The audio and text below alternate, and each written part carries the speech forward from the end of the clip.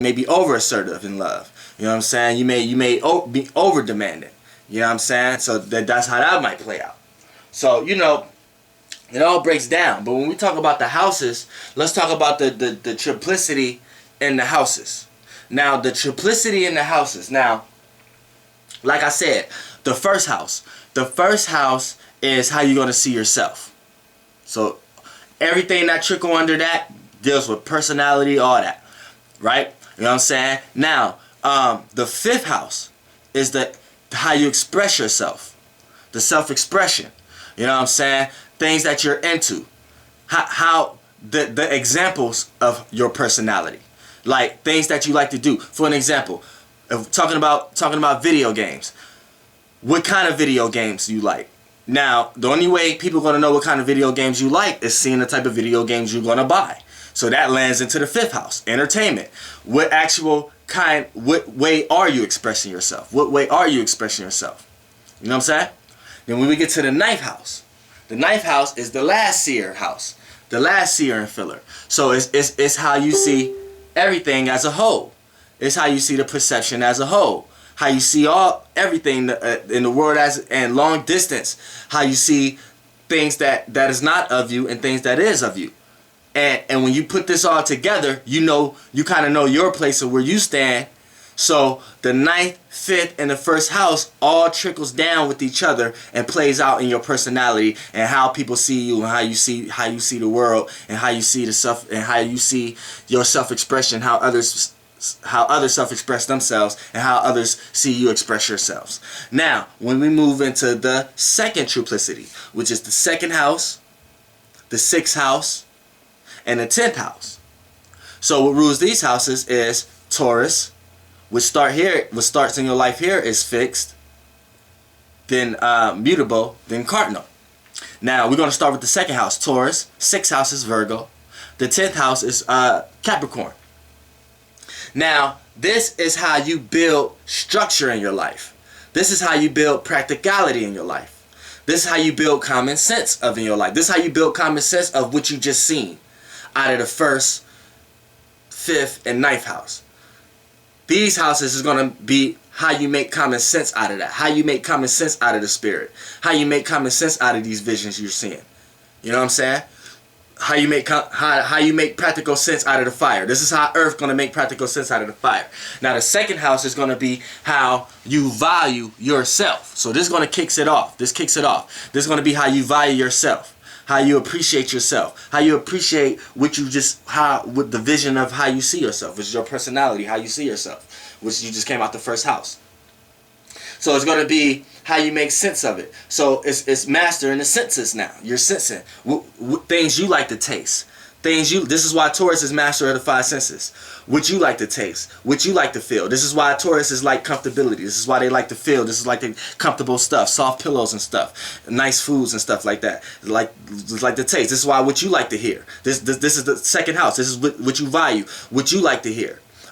This is why Taurus is into music. They know how to make music. You know what I'm saying? They're creative when it comes to music. And dealing with the ear. Sounds. They're good with sounds. And bringing practicality, bringing form. Because sound has no form. And this is why air signs is good at music too.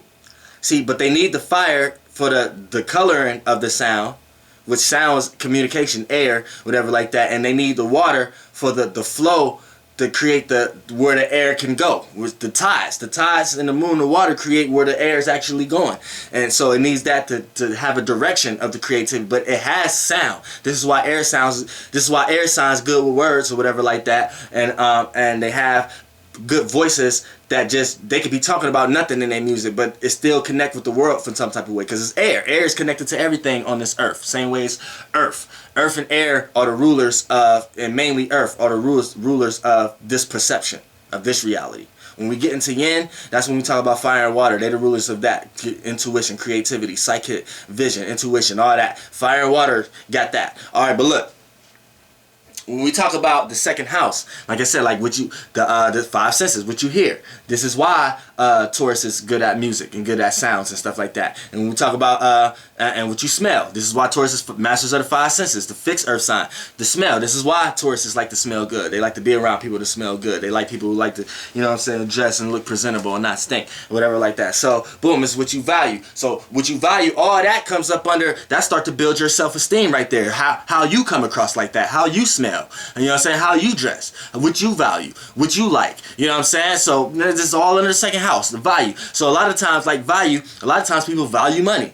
So a lot of people with a lot of planets in the second house always might be predicated on money a lot of times and materialistic stuff, because they might judge somebody based upon what they have or how much money they have. You know what I'm saying? Boom. You know what I'm saying? Now when we get to the sixth house, which is because, you know what I'm saying, like I said, the first triplicity is how you see yourself.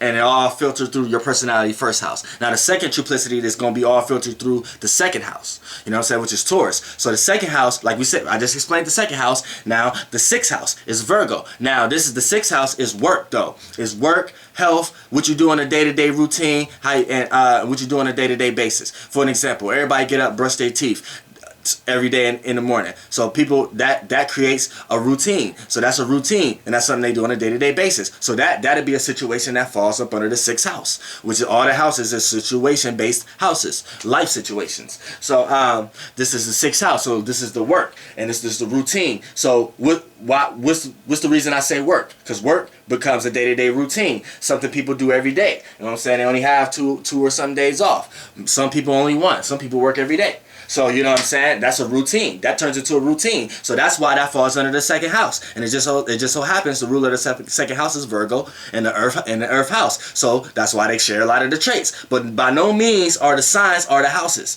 But all the houses and the signs correlate with each other in some type of way. That's why I'm doing this video.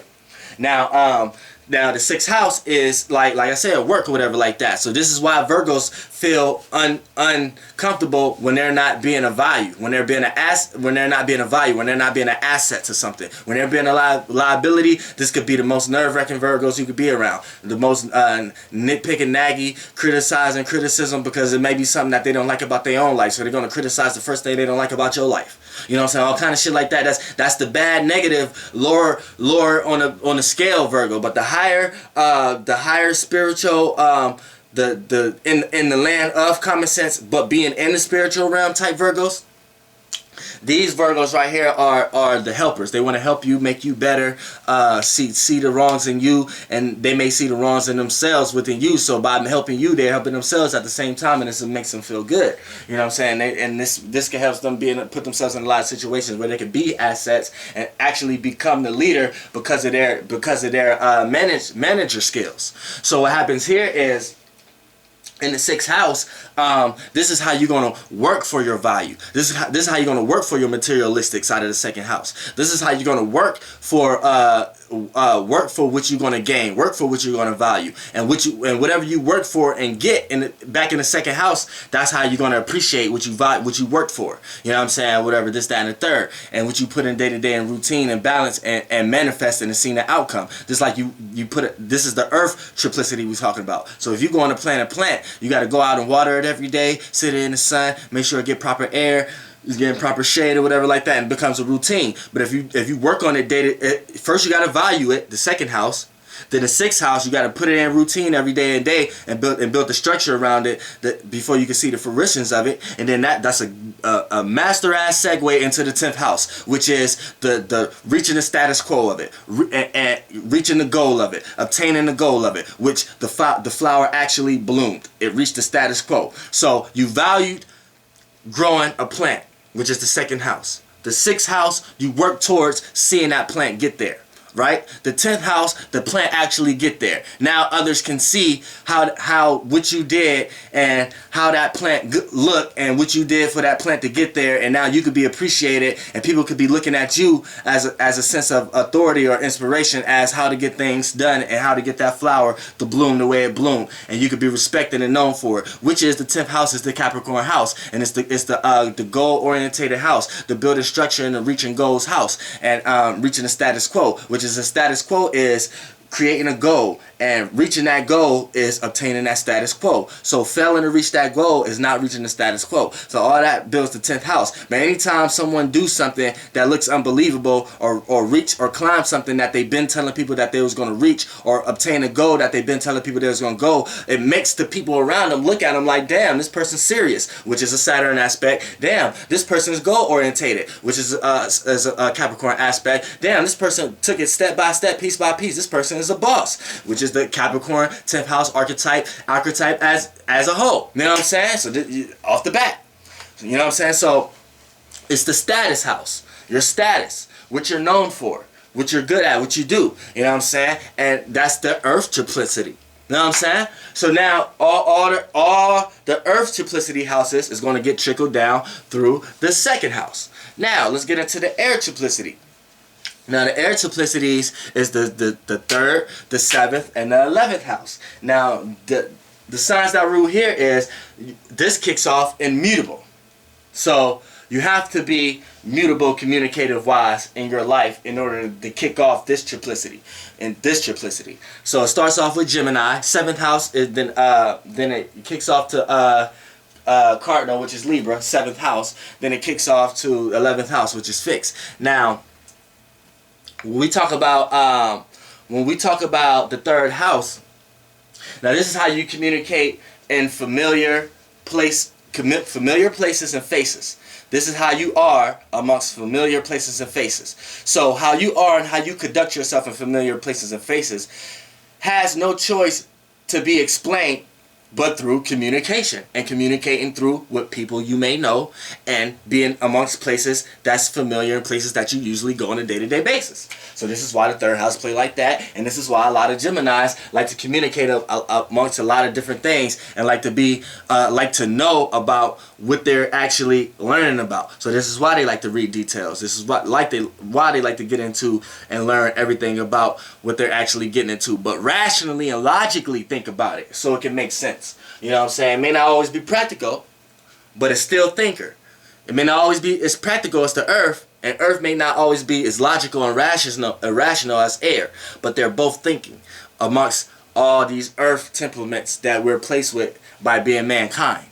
So, you know, Gemini is thinking, and right here, this is how you communicate what you actually see in front of you.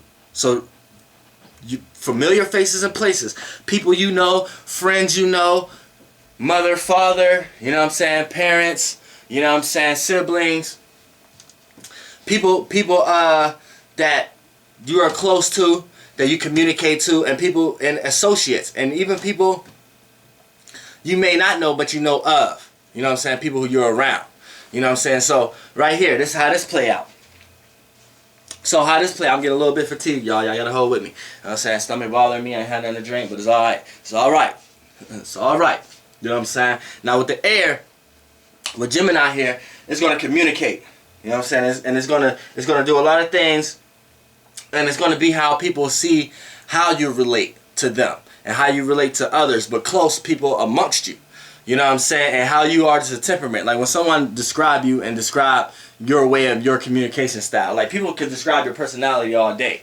But when they start describing about what you talk about all the time and the stuff that you always like to do and talk about, this is going to fall into the 3rd house. So a person will be like, all right, yeah, this guy, he act like this, but damn, every time we start talking about this guy get hype as hell. Or every time we talk about that person, this guy get mad as hell. This, that, all that.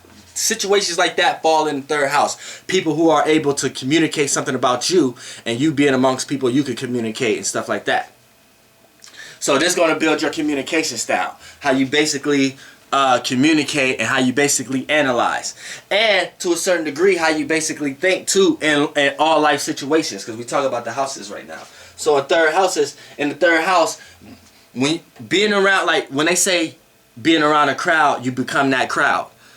That's like 3rd house stuff. People you familiar with and people you always originally communicate with on a day-to-day basis and stuff like that, and you normally communicate with and stuff like that.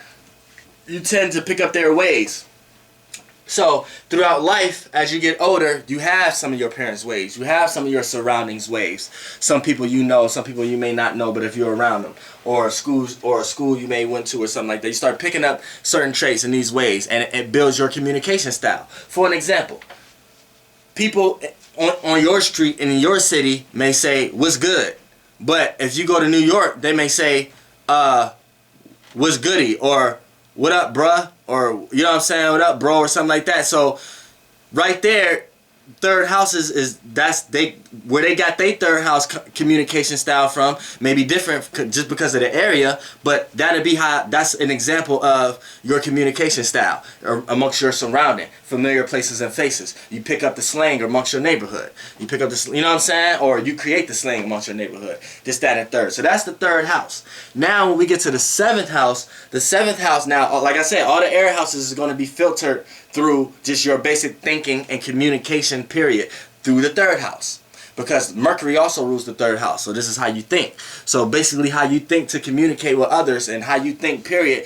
All the air signs, all the air triplet houses is going to be filtered through the third house. It's just like the previous houses I was just explaining. Now, the seventh house is how you relate and how you conversate with people on a one-on-one basis. You know what I'm saying? So like I said, third house is you got many friends. You know what I'm saying? You conversate with them all because they're all your friends. Now, your relationship with each one of them on a one-on-one basis, it may be things you told this friend that you didn't tell this friend. It may be things you do with this friend that you don't do with this friend. So on a one-on-one basis, how you communicate, that falls into the seventh house. The seventh house. So one-on-one basis and the relationships, and when it comes to relationships with a mate, that's something that you and that person can have besides your friends. So that comes into the first house. I mean the seventh house also. You know what I'm saying? And this person builds balance in your life. You're supposed to build structure and balance in that person's life, which is Saturn. You know what I'm saying? Which is Saturn is exalted in the seventh house. You know what I'm saying? Venus rules here, so it's a love and an appreciation. So you may have a love or appreciation for one person more than the other, or just have a different, or you may look at them the same, but just have a different type of appreciation for each one of them, which you approach them different, and they approach you differently than they do each other, and you do the other one. You know what I'm saying? That's the seventh communication filter with the houses. Now we go to the 11th one. The 11th is Aquarius, unfamiliar places and faces. So this is how you conduct yourself publicly. Like if you was going to the mall, going somewhere, like, you know, just being in public places that you may have not went to that store that you usually go to around the corner. You went to the store a few blocks down. Boom, that'd be an 11th house situation besides a third house situation. You know what I'm saying? And having a person, having a person with you be the 7th house. But they all still run through, all houses, triplicities filter through each other. But they all get filtered out through the first initial of them. You know what I'm saying? Which in this case is the 3rd house. Now the 11th house is unfamiliar places to face. So this is how you communicate, conduct yourself in the public. So this is what you would take your basic communication style in the 3rd house, but say you took that, right, and then you relate to a one-on-one person who's probably with you, right? That's the 7th house, but you're taking your basic communication style and the slang you picked up amongst your area, or how you live, or whatever you into, or whoever you're around, which is the 3rd house. Right? But say you go into the 11th house. Now, you know when you go to another city, they may not talk the same way you talk. So you take the 3rd house into consideration, you know what I'm saying? And how to relate to a person one-on-one, that's the 7th house. You take that into a consideration. And then you conduct yourself into the 11th house, which you're aware that now, that is the awareness of the 11th house, being in these type of situations amongst people you may know or may not know. So when you conduct to somebody in a different city, you may have a different slang or talk a different language or something like that. Now you're in the 11th house situation. You know what I'm saying? So based upon what you may have learned in the 3rd house, the school you went to, they may have taught you a different language. Boom, you can take that and filter that through the 11th house. But then usually it all gets filtered through the 3rd house. You know what I'm saying? The 11th house is going to be how you conduct yourself in the public, you know what I'm saying? And considering the 7th house and the 3rd house, which I was just explaining. And then knowing these things in public and knowing how to come across, knowing how to not to come across. This is why 11th house deals good with business. You know what I'm saying? Because a business, you're going to deal with a lot of people you don't know. You know what I'm saying? So you're gonna need certain things set up so people who don't know have an easy way of approaching you. So if you're selling food or you're selling something, it's good to have a menu.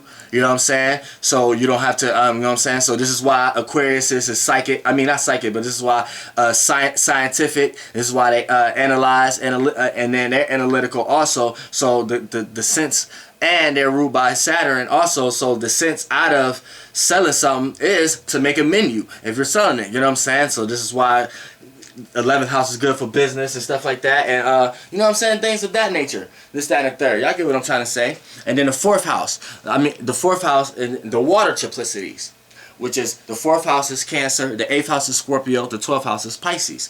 Now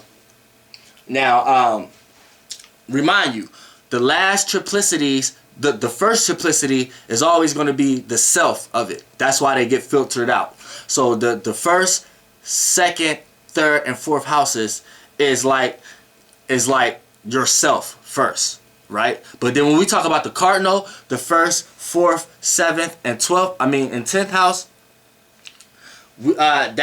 those all is the main learning courses you have to learn. So whatever signs and planets is there is the main courses of which you should be learning.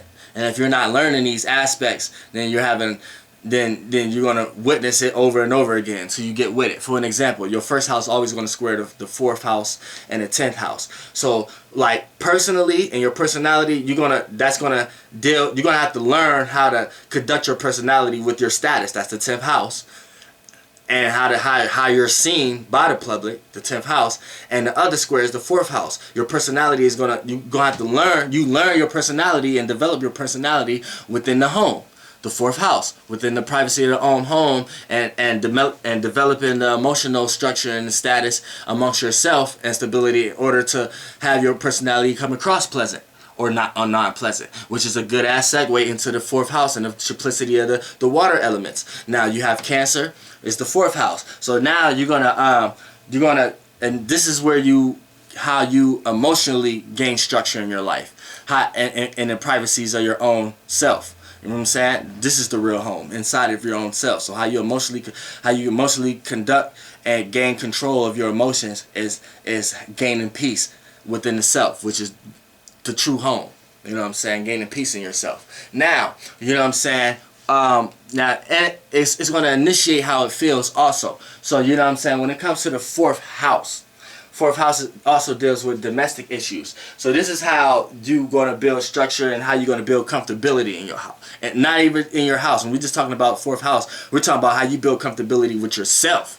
You know, you have a lot of people who have talents, but they're not comfortable with putting it out because they're unsure. Well, that's going to be a 4th house issue, because you have to dive into whatever emotional realm you're in that's making you feel unsure about yourself and fight that feeling, which is water filler, so you can go ahead and get that out emotionally if you need someone to talk to emotionally, or if you can deal with it yourself. This all deal with the 4th house.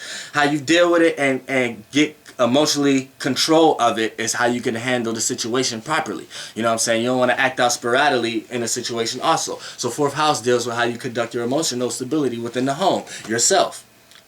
And so that's how you, right here this is going to be your emotions filtered. So when we go through the 8th house is going to see